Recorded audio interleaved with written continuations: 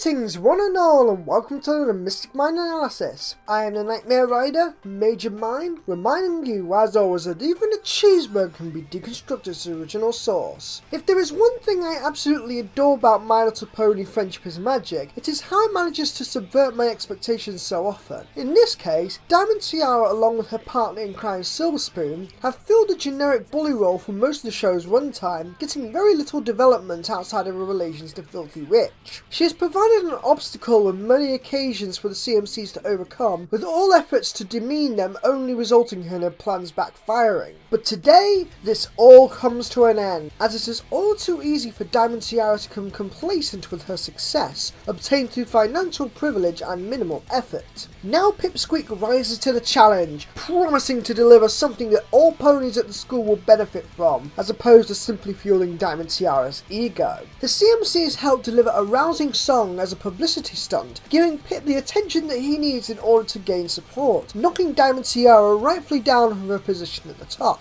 This time, her own arrogance has come back to bite her in the flank, as even Silver Spoon does not wish to be her friend anymore. It takes a lot to make an antagonist character sympathetic, so in order to do so, we need to make her more than just a caricature. This is the brilliance that Amy Keating-Rogers has been writing. Through seeing how her mother has conditioned Diamond Tiara to always see herself as the most important pony every time, when she has had literally everything handed to her on a silver platter, Diamond has not had any need to form many meaningful friendships. This is why she comments that the CMCs are lucky in how they get to explore life to find their cutie marks. Diamond has had her destiny set out for her at every point, so now her cutie mark represents everything she has come to lose, leaving her feeling hollow. Her entire existence and purpose in life is being called into question, to which she is left searching for answers as to where she can go from here. Her life experiences are clashing with this conditioning, since her mother only pushes her to do everything that has made her lose in the first place. Her further interactions with the CMCs show how much she is feeling conflicted, making it very easy to fall back into this conditioning, as established when Pip gives her a sudden window of opportunity to regain her status. Now, with understanding why she has developed this bad attitude in the first place, we can empathise with her conflicts. Through viewing her expressions, we can see how seriously she is reconsidering her actions, but when it is a completely new mindset replacing years of doing the same thing with the same result, it is a difficult choice to make. However, thanks to the CMCs actually caring enough to be honest with who they are and listen to her, she actually finds a new way to interpret her cutie mark. This gives further evidence that the discovery and usage of one's cutie mark is not as simple as a sudden revelation. It is more about actions that exemplify that pony's talents. I have talked before about confirmation bias in my analysis of Appaloosa's Most Wanted, but Diamond Tiara seriously drives this point home this time around.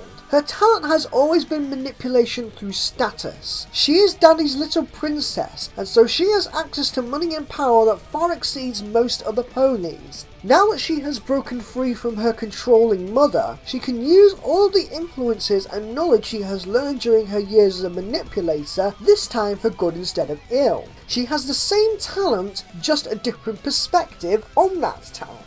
However amazing this episode is, it does have some small flaws that do hold it back just a little bit.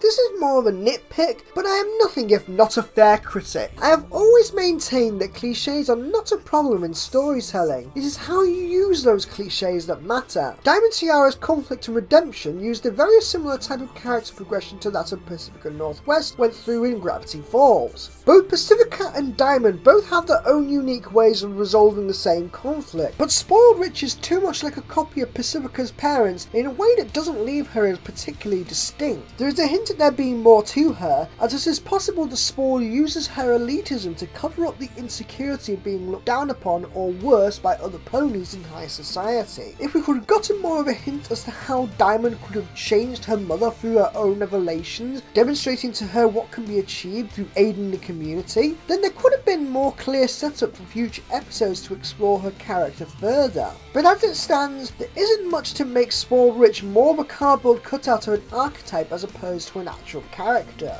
Now that we have that out of the way, I can get to the part which everyone has likely waited for me to talk about. You all know it's coming, and Sweet Celestia, was it ever amazing? Apple Bloom, Scootaloo and Sweetie Belle have all gotten their cutie marks. This is the absolute best way that it could have been written, and there are so many reasons why. First of all, it builds on not just what they have achieved this season, but also throughout the entire time as Cutie Mark Crusaders. From Bab's Seed to Featherweight, these three ponies only ever grow stronger in their bond through understanding and inspiring other ponies. They have matured and generally become more level-headed about finding their cutie marks, putting more emphasis on how they can do good for others as opposed to getting special talents just for themselves. Secondly, it reflects the influence of their peers, connecting them to their sisters whom they have each become the perfect pair to. They continue their family legacy in their own unique way, which gives an interesting twist to what was hinted at in earlier episodes. But best of all, as one character arc closes, another one opens up, meaning they can still develop through future episodes even with their new cutie marks. There was just so much potential going forward that it is astounding just how emotional this episode becomes. Overall, this episode was bucking amazing. It makes previously unlikable characters relatable, even acknowledging how this is a hard thing to do. It expands the lore of the cutie marks, displaying their method of achievement being more complex and personal than we ever thought before. Even the one flaw it has, being a flat archetype of a secondary antagonist, there are still hints at more possibilities that could be used in future. And even the flaws of the episode can be turned around to potential asset and actually used to make the strengths much better. Crusaders of the Lost Mark deserves no less than a prestigious honour of a full S rank. A rating reserved only for the best of the best, embodying everything that is good about this show and more. Do you have any thoughts on this episode? Feel free to leave them in the comments below. Until the next time, this is the Nightmare Rider, Major Mind, writing out. I'm going on a march, I want Britain to be back British. Got Muslim Ray camps, Muslim Ray camps.